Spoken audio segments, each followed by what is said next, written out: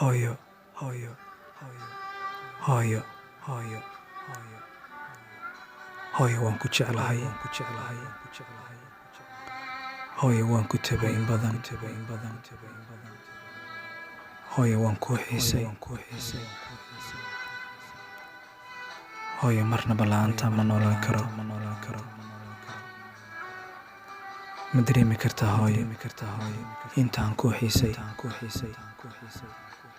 waxaanu xiisay laabtaada, qosolkaaga, sheekadaada, waxaanu xiisay waanadaada, hadalladaadii naxariista lahaa. 10 sano waan kaa fogahay, ma dareemi kartaa hooyo la'aantaan sidaanu noolaa. maalinba maalinta ka dambaysa xiisahaaga iyo rabitaankaaga way u sii siyaadayey. mar kasta oo aan seexdo waxaan rajeeyaa marka aan soo kaco oo indhaha kala qaado inaan muuqaalkaaga arko hooyo. ma jiro qof maanta dunida saaran oo booskaaga ii buuxin karaa.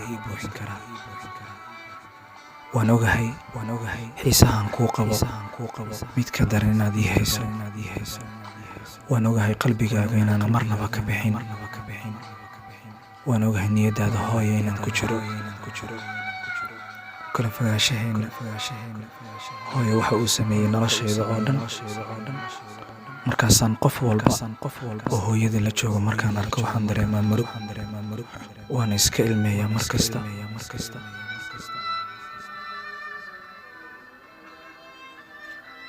hooyo noloshayda waxay ka bilaabatay adiga, dhabtaada iyo laabtaada.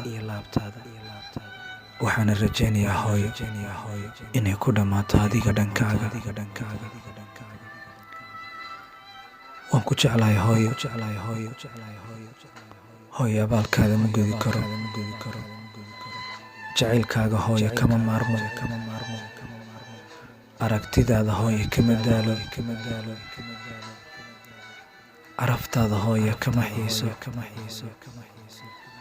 taladaada hooyo kama maarmo.